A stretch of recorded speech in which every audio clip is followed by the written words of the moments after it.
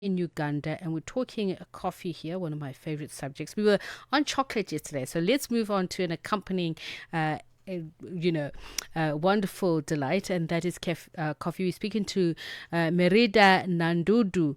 She envisioned a coffee sisterhood in Uganda. The strategy really was to expand. It was simple: pay a higher price per kilogram when a female grower takes the beans to a collection point. It worked. More and more men who typically made the deliveries allowed their wives to go instead. Nandudu's business group now includes more than 600 women, up from dozens in 2022, and that's about 75% of her Bayaya specialty coffees, a pool of registered farmers in the mountainous area of eastern Uganda that produces prized Arabica beans and sells to exporters. To tell us about her success and her vision, Meridah joins us now. Very good evening to you. And thank you so much. I believe you've been awarded a study bursary to the Netherlands. Congratulations. Tell us a little bit more about that. Thank you so much.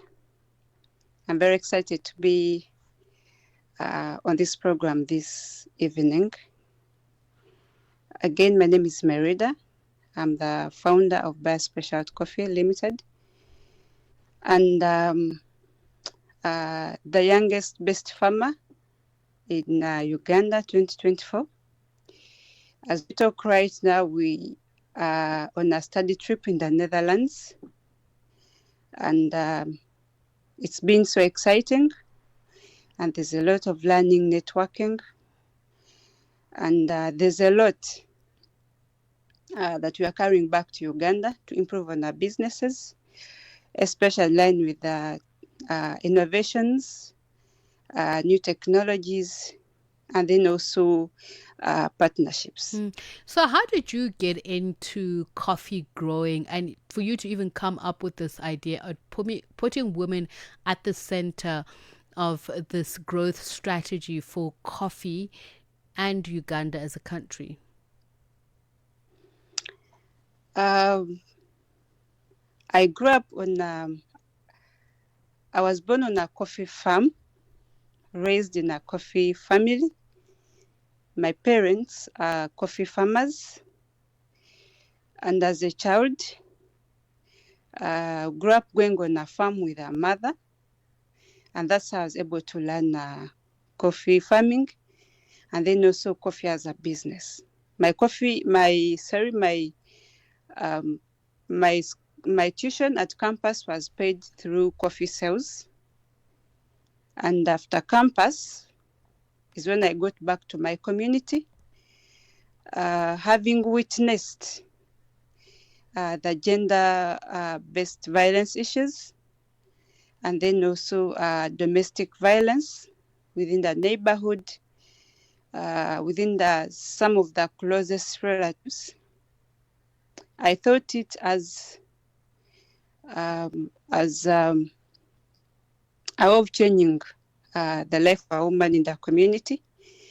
And I saw coffee as a tool, as an opportunity that we could use to fight gender-based violence and high poverty levels in our communities. As we all know, in the coffee value chain, women contribute 75% of the labor in the coffee production process. But at the end of the day, it is the woman that suffers the most.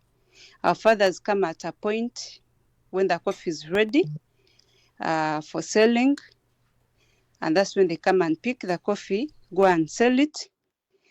And some of them come back home literally after 2 weeks when they have spent the money drinking with other women. And so they come back home after 2 weeks, there's nothing, there's no accountability.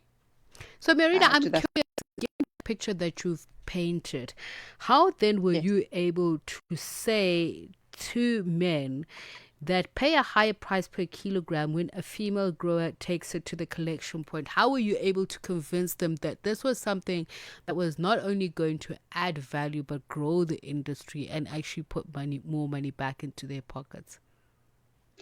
Okay. How we started the strategy of um,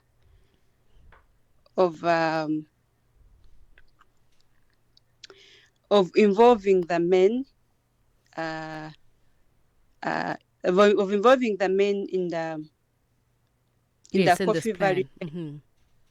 Yeah, having a woman's coffee earning an extra 200 shillings, and then and then for the man being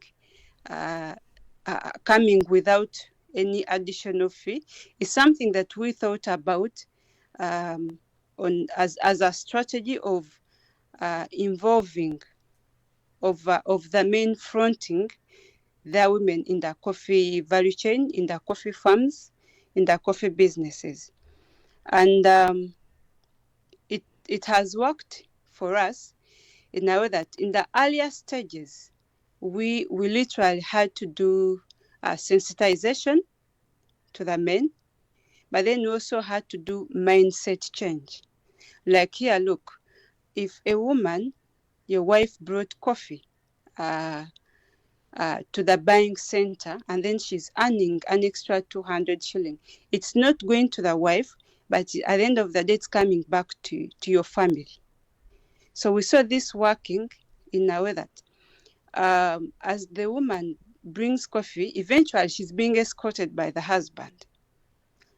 When she goes back home, she knows how much they have earned out of the coffee that they have sold. So when they reach home, they're able to sit on the round table and she participates in the decision making. Meridah, I owe you more time. You and I need to sit down over a cup of coffee and discuss this fascinating ideas. And I really would like to hear also about the agro-processing techniques that you're taking to the Netherlands, that the Netherlands is going to impart to you. I thank you for your time. I really do think we need to speak to you again. Meridah Nandudu is the pioneer behind a coffee sisterhood in Uganda, and she has been given a study bursary to the Netherlands. That brings us to a minute to 10.